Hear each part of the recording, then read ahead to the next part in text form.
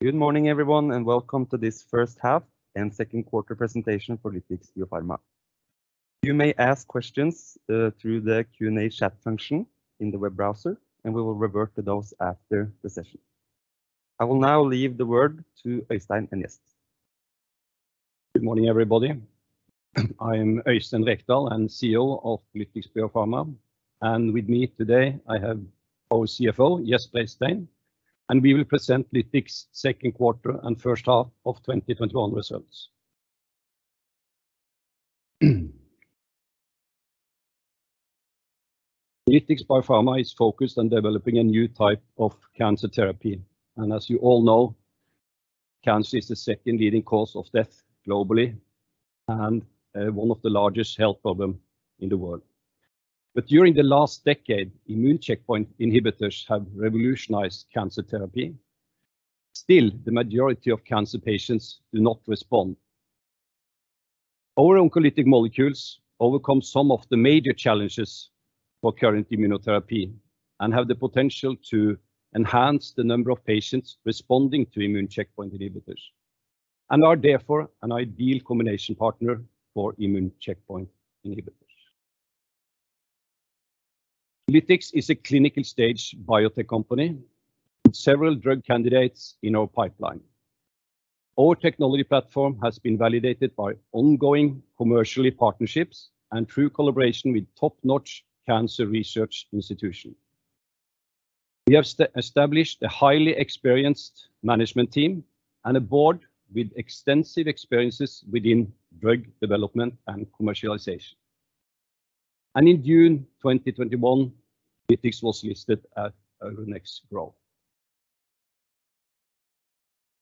We have reached a number of milestones during the first half of 2021, which have fueled the company to target the US market.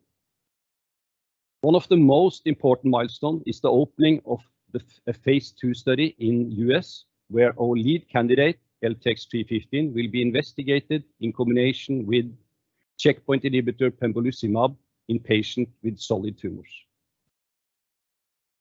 We have also strengthened the management with several persons with extensive experience in drug development, including Chief Technology Officer Gry Stensrud and Graham Curry, located in US, as our Chief Development Officer. We have succeeded to raise 225 million that will enable us to complete the phase 2 study in US. Last year, Lytix signed a licensing deal with Verrica Pharmaceutical, and in January this year, we received 19 million kroner as a milestone payment that was related to the FDA approval of our phase 2 study in US. From our oncolytic molecule platform, we have generated several assets. We are running 2 phase studies with our lead compound LTX-315. One is the US study in combination with a checkpoint inhibitor. In addition, we are running a study in Denmark in combination with a cell-based therapy. Our second generation molecule, LTX-401, is in preclinical phase and will be ready for a phase 1 study in cancer patients next year. Our oncolytic molecules represent a second generation class of oncolytic therapy. Following the success of oncolytic viruses, our molecules are simply to handle and to manufacture. The phase 2 study in US is a multi-center study led by MD Anderson, the #1 cancer hospital in US. LTX-315 will be tested in combination with the immune checkpoint inhibitor pembrolizumab, and the combination study has been designed with top experts from Europe and US, including Jim Allison, who won the Nobel Prize in 2018 for his discovery of the first immune checkpoint inhibitors. Jim Allison is also a member of our advisory board.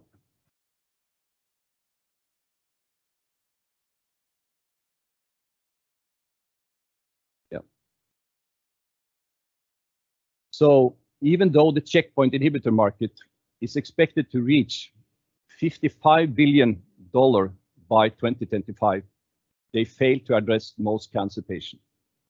In the figure to the left, you see that most of the patients within large cancer indications such as melanoma, triple-negative breast cancer, head and neck, and soft tissue sarcoma don't respond to immune checkpoint inhibitors.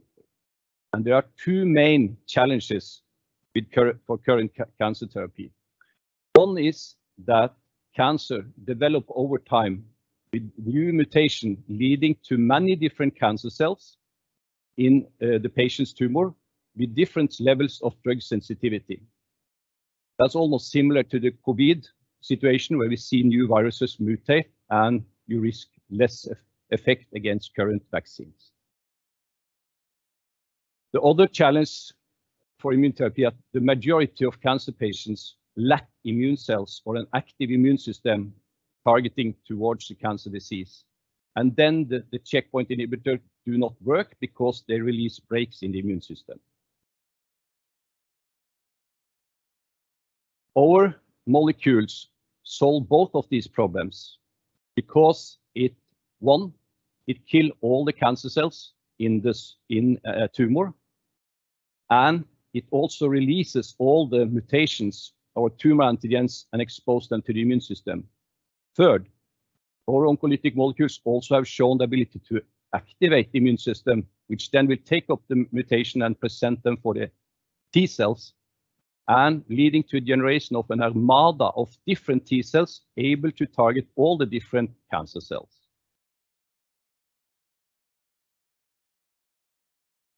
We have already signs of results which show that there is synergy with 315 that generated T cells and immune checkpoint inhibitors that remove and keep away the breaks in the immune cells so the T cells can work. This is a case study with a 74-year-old man with a melanoma. The melanoma was removed by surgery, but then the patient got relapse and metastasis.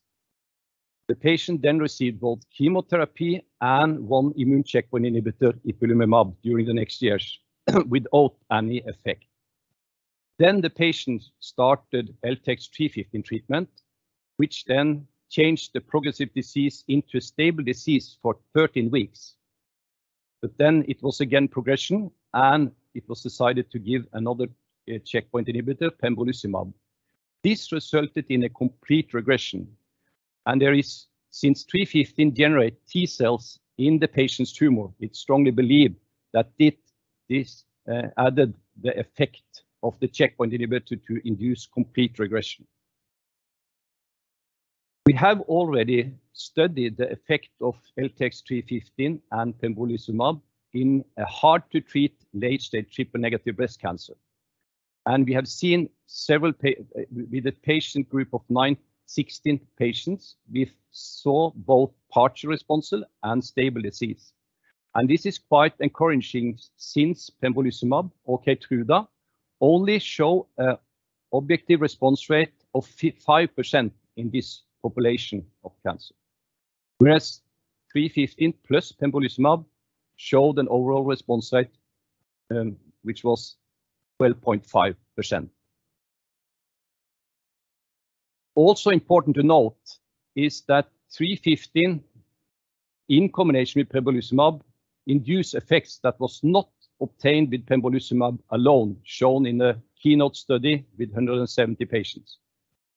Many of these triple-negative breast cancer patients have metastasis in the liver, and pembrolizumab alone was not able to have any effect on these liver lesions alone. Whereas the combination, we saw an almost eradication of liver lesion with a reduction up to more than 90%.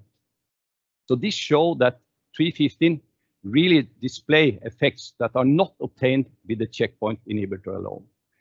So based on these early promising signs of efficacy, we have now designed an optimal study with 315 and pembrolizumab in US.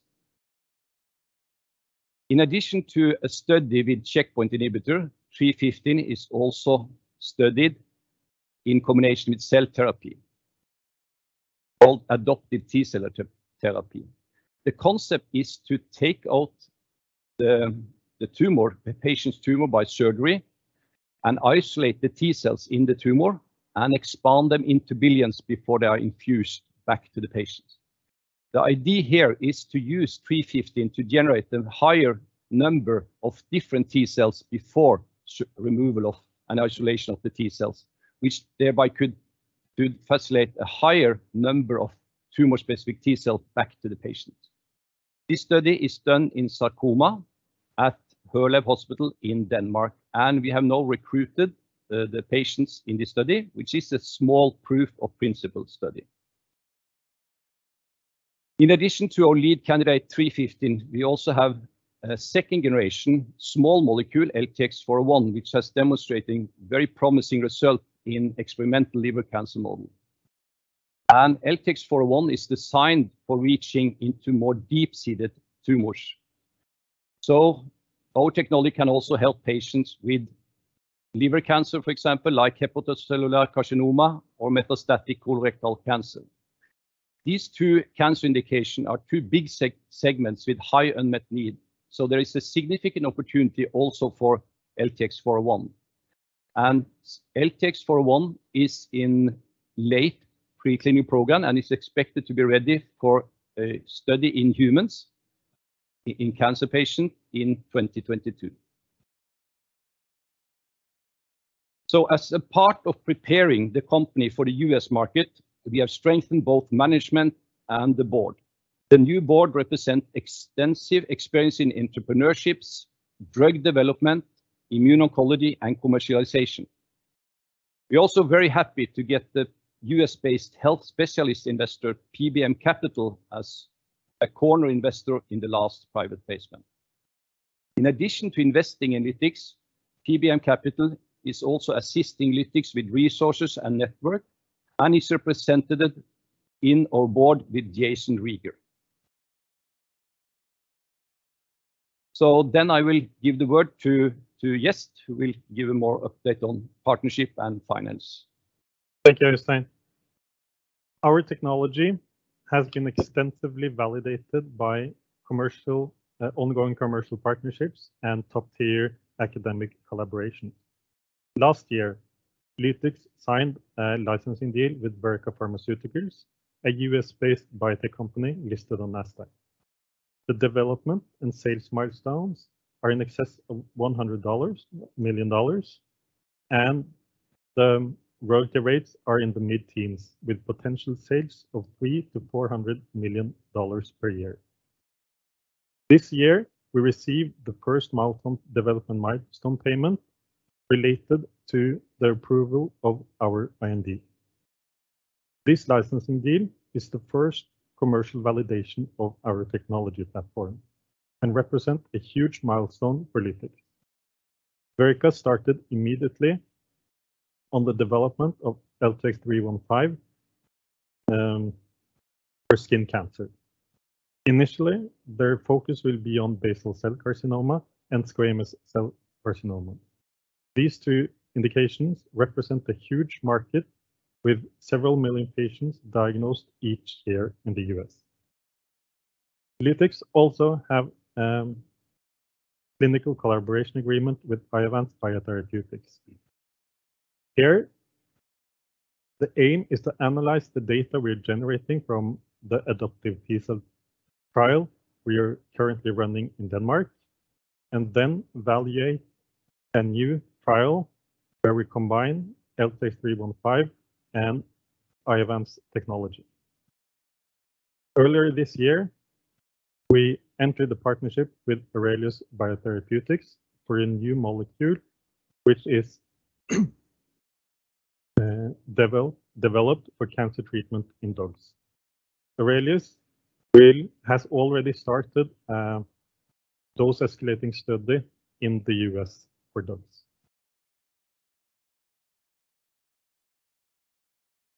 The last period has been a very exciting period for Lytix. The figures in the period have been affected by the milestone payment from Verrica, the increased activity in R&D, and the capital raise completed earlier or just before the summer. The milestone payment was approximately 19 million kroner and was paid in January. Following this milestone payment, there have been an extraordinary and non-recurring bonus payment related to the Verrica license. The R&D activity has increased as a result of the process of setting up the combination trial in the US, as well as the continuation of the trial in Denmark. The capital raise was successful and ended up listing the company on Euronext Growth. And as the private placement was pre-funded by our financial advisors, the net proceeds from the capital share issue was classified as receivable at the end of June. This has been settled in full afterwards.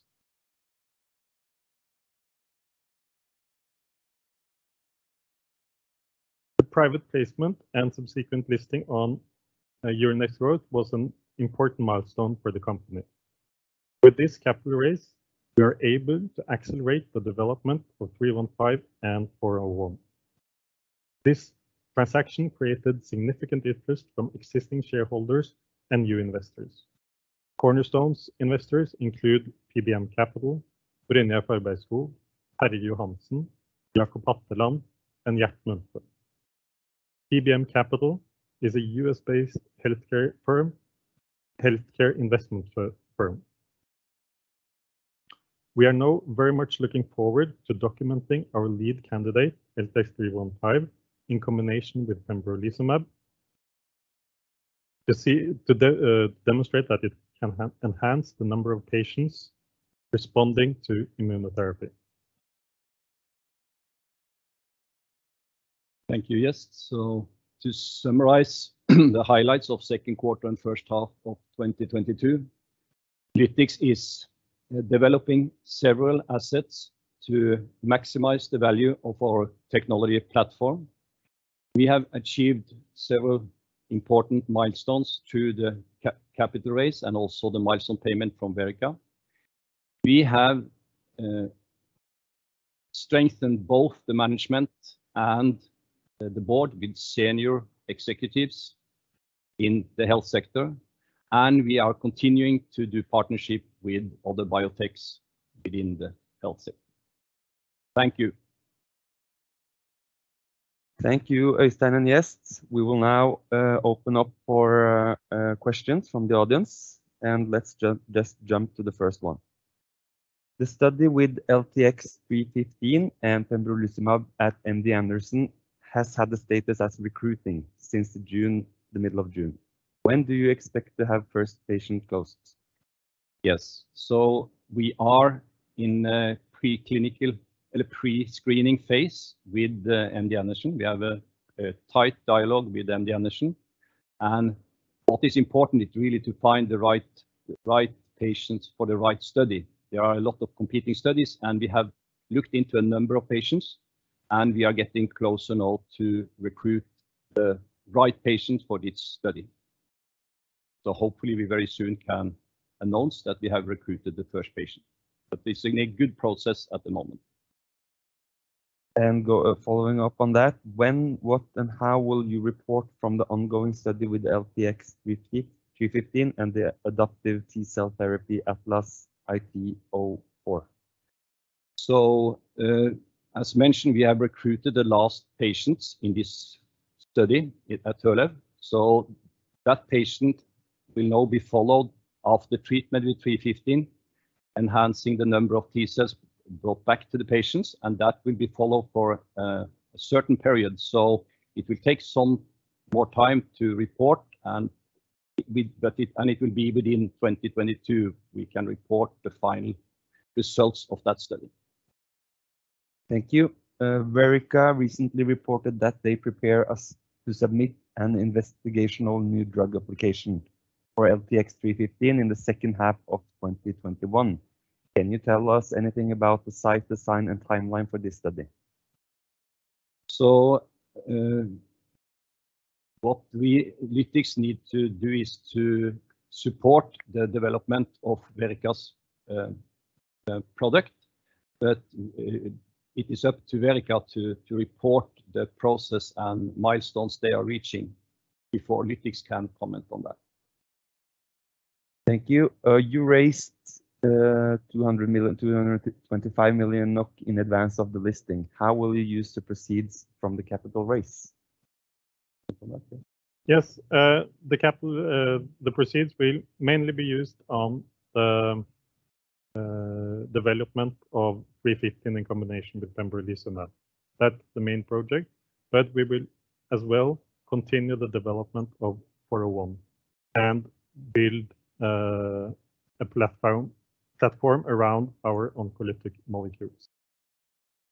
Thank you. Yes, this concludes the questions from today's session, and we will revert at the end of November for Q3 updates. Please also note that you can send any IR inquiries to Gjest's email posted on this slide. Thank you all for attending this webcast and have a wonderful day. Thank you.